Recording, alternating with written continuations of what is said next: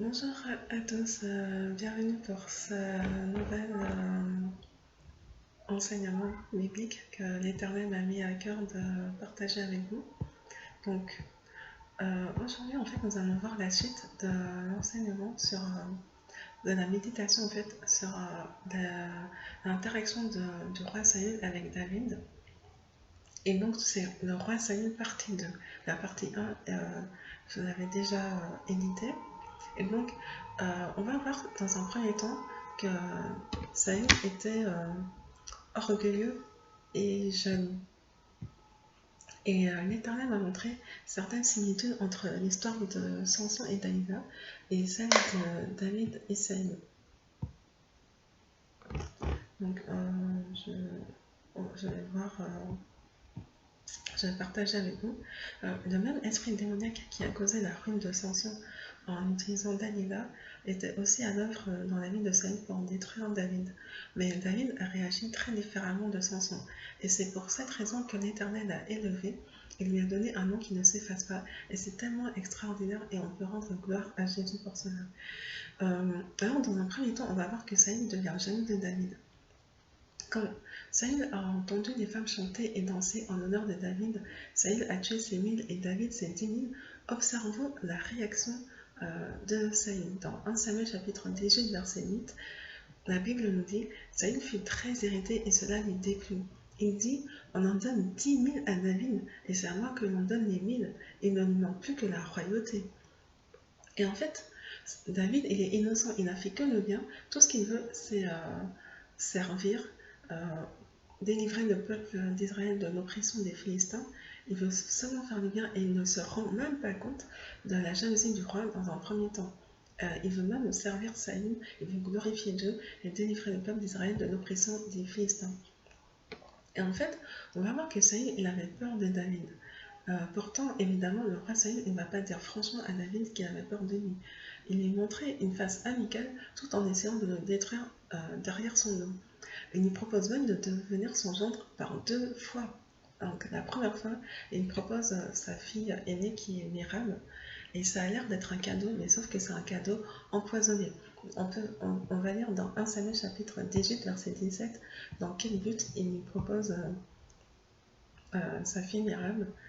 La Bible nous dit dans 1 Samuel chapitre 18, verset 17,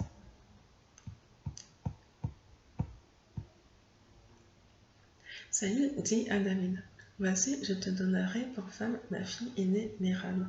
Serre-moi seulement avec vaillance et soutiens les guerres de l'Éternel. » Or, Saül se disait, « Je ne vais pas mettre la main sur lui, mais que la main des Philistins soit sur lui. » Et donc, on voit que le but de Saül, c'était pas de bénir David, c'était pas de faire une réelle promotion pour David. En fait, il disait, je ne veux pas mettre la main sur lui, mais que la main des Philistins soit sur lui. Donc, en clair, il voulait que d'autres personnes le tuent. Et ça, c'est lâche et c'est hypocrite aussi. Et en plus, la réponse de David à la proposition de devenir le gendre de Saül, elle est pleine d'humilité. On va lire dans au chapitre 18, verset 18, David répondit à Saül, « Mais qui suis-je?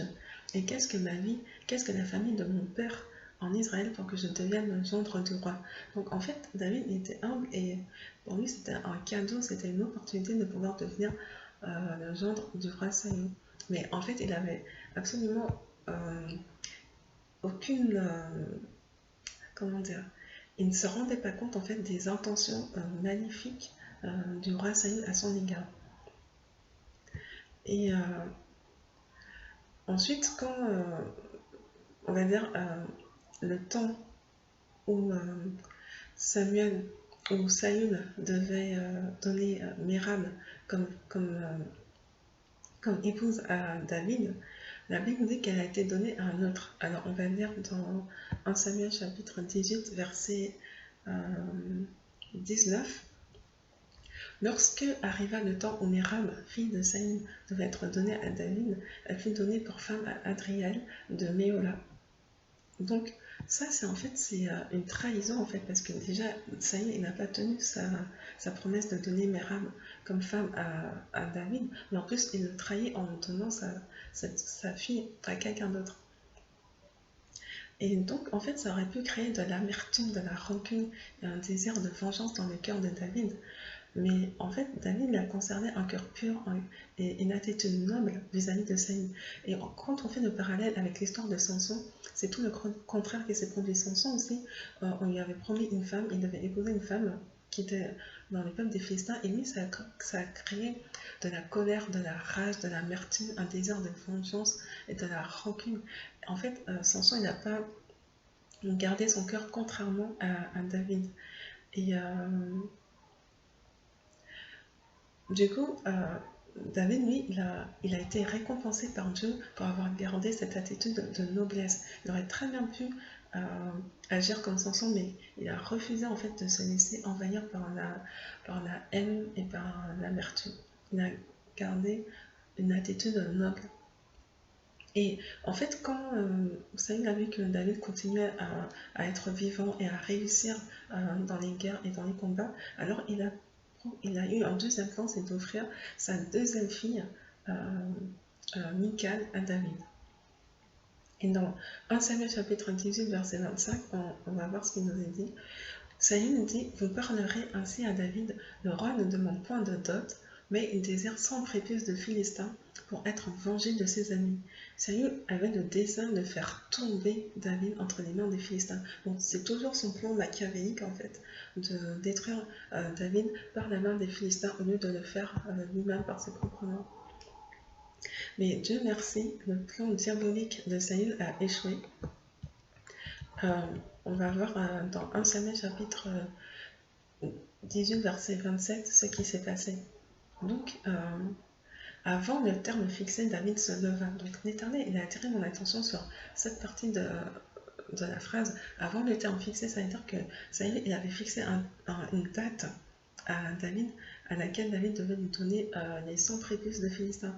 Et en fait, la Bible nous dit que David, avant le terme fixé, il s'est levé. Donc, en fait, ça montre la diligence de David, ça montre l'esprit d'excellence de David. Il a voulu faire très bien, il a voulu agir avec diligence, ça montre sa motivation, ça montre son désir d'être excellent, de montrer une bonne attitude. Et en fait, la Bible dit, il tua 200 hommes parmi les Philistins, il apporta leurs prépuces et en livra au roi le nombre complet. Et donc, on a vu au verset 20, au verset 21, en fait, pardon. Enfin, on a vu le verset qu'on a lu, en fait, au verset 25, Saül, il a demandé seulement 100 prépuces de Philistins, et on voit au verset 27 que David lui a donné 200 prépuces, donc il a fait le double de ce qui était demandé, il a fait au-delà de ce qui était attendu de lui. Et donc, la Bible nous dit, afin de devenir le gendre du roi et Saül, la Bible nous dit, alors Saül lui donna pour femme Michal sa fille, parce qu'en fait, là, il ne pouvait pas, en fait, ça y est, il était mis devant le fait accompli. Et il avait envoyé ses propres serviteurs pour dire à David, voilà, si tu fais ça, si tu tues 100 Philistins, que tu me donnes leur prépuce, voilà, je te donnerai ma fille pour femme.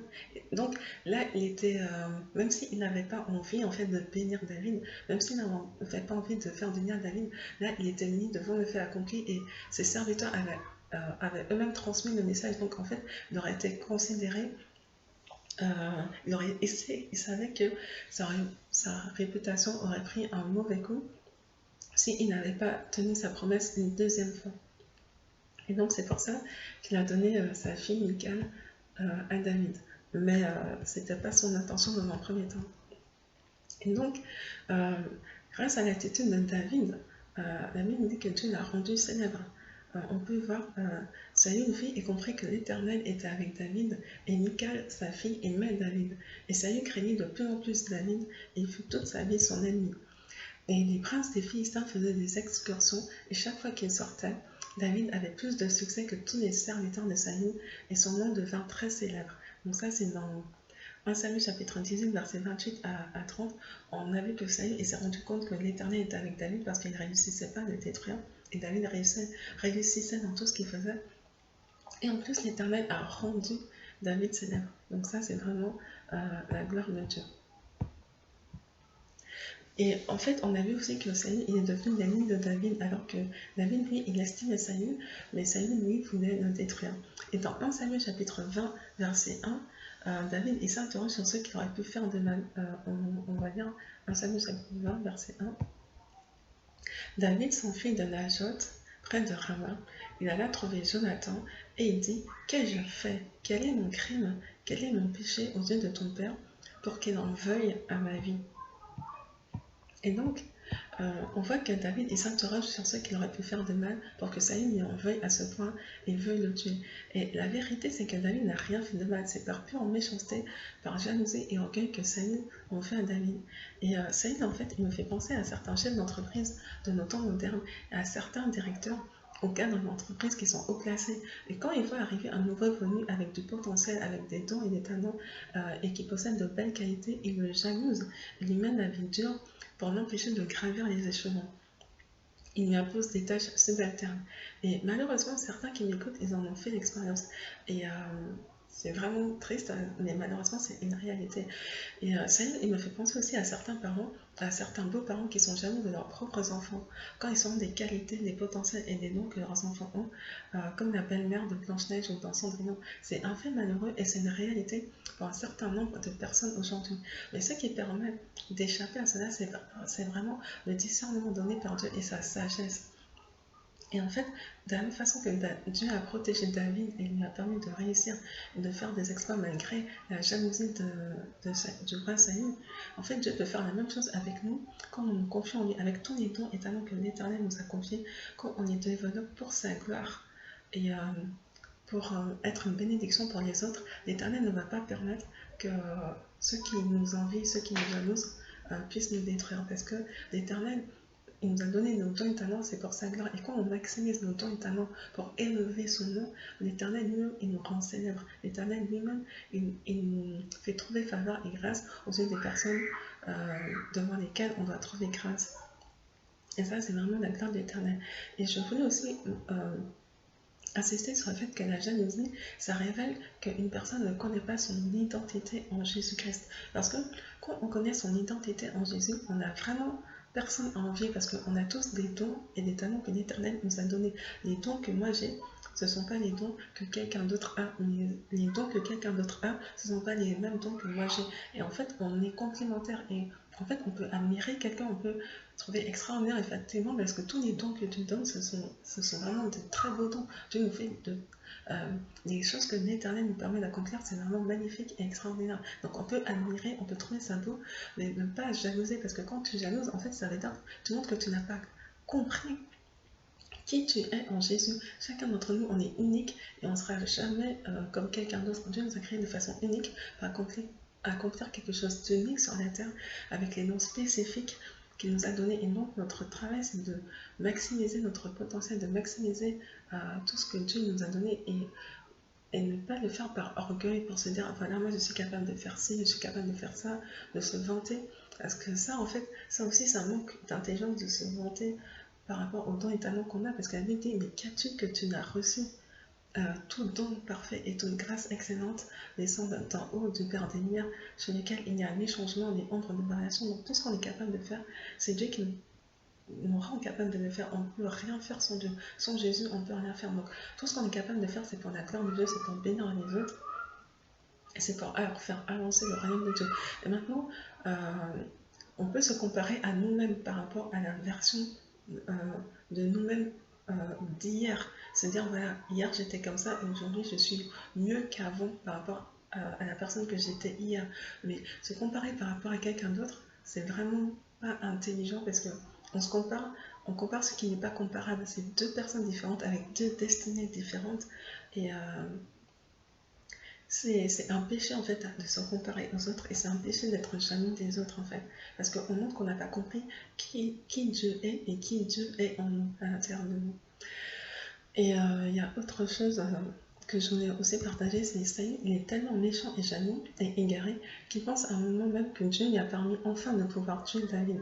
Et ça montre en fait vraiment c'était une personne qui était vraiment perdue parce que comment il peut penser que Dieu, qui est rempli de bonté, qui est rempli de justice, a pu livrer entre ses mains une personne innocente comme David.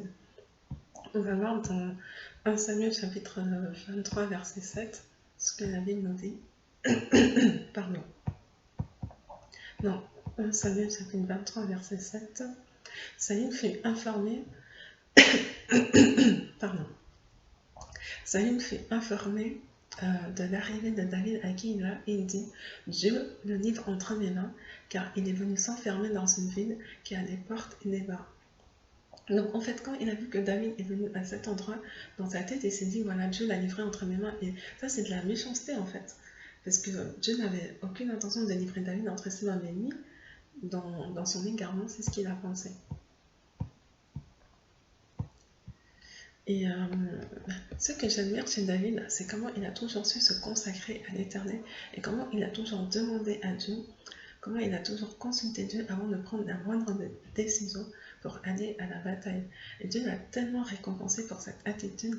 David remportait absolument tous ses combats. Et son secret pour remporter ce combat, c'était l'Éternel. Il mettait l'Éternel en avant. Il cherchait Dieu en demandant est-ce que je peux y aller, est-ce que tu es d'accord? Et quand Dieu lui disait oui, vas-y, je suis avec toi, là il était sûr de réussir. On va lire dans 1 Samuel chapitre 1 Samuel chapitre 23 verset 2. David consulta l'Éternel en disant irai-je et battrai-je ces Philistins? Et l'Éternel lui répondit va, tu battras les Philistins et tu délivreras Keïla. Et en fait, l'Éternel m'a donné cette confirmation d'aller se battre contre les Philistins. Mais ensuite, dans le naturel sur les terrestres, la Bible nous dit au verset 3, mais les gens de David lui dirent, voici, nous ne sommes pas sans crainte ici, même en Juda. Que sera-ce si nous allons à Keïla contre les troupes des Philistins? Donc en fait, les gens étaient en train de dire, même à Juda, ils avaient peur que les Philistins viennent se battre contre eux à Juda. Et alors, en plus, là, David leur dit d'aller directement rejoindre les troupes des Philistins directement là où ils sont. Et en fait, et donc ça a mis le doute à David, parce que David, il avait bien entendu la voix de l'Éternel qui lui a dit va te battre contre eux et je les livre entre tes mains. Et donc le fait que les gens lui décrivent une réalité effectivement qui existe, parce que la réalité c'est que les Philistins étaient des personnes puissantes, bien équipées, bien armées, bien entraînées au combat. Et donc dans la réalité en fait on peut comprendre pourquoi les gens de David avaient peur. Mais ils avaient tort. On peut comprendre, mais ça ne veut pas dire qu'on peut être d'accord. Ils avaient tort parce que Dieu est avec eux.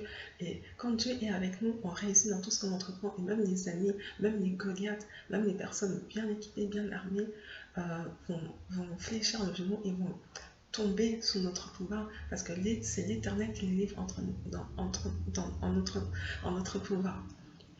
Et donc, ça a mis le doute à David. Et qu'est-ce qu'il a fait? Il a reconsulté l'Éternel. Au verset 4, David consulta encore l'Éternel. Et l'Éternel lui répondit, lève-toi, descends à Keïla, car je livre les Philistins entre tes mains. Et donc, là, David était vraiment sûr qu'il avait bien entendu, qu'il ne s'était pas trompé. Et donc, il est allé se battre contre eux. Et la Bible nous dit qu'au verset 5, il leur fait éprouver une grande défaite. Ainsi, David délivra les habitants de Keïla. Et donc, Dieu lui a donné cette victoire malgré la réalité en fait. Et ça c'est une leçon pour nous en fait de se dire que malgré les réalités qui existent, de se dire voilà, tu as entendu Dieu qui t'a dit que tu vas pouvoir construire ton entreprise, que tu vas avoir cette promotion, que tu vas réussir en fait à acheter cette maison malgré la crise, malgré les difficultés financières, malgré tout ce qui touche le monde, malgré les catastrophes qui touchent le monde. Et la réalité, en fait, dans la réalité, tu entends des informations te dire ouais, mais c'est pas possible de faire ci, de faire ça. Et nous en tant qu'enfants de Dieu, on ne se base pas sur la réalité, mais on se base sur la vérité de la parole de Dieu. Et c'est ce que le Saint-Esprit nous dit, parce qu'on est sûr de toujours réussir lorsqu'on fait confiance à l'Éternel. Et la Bible nous dit qu'avec notre Dieu, nous ferons des exploits.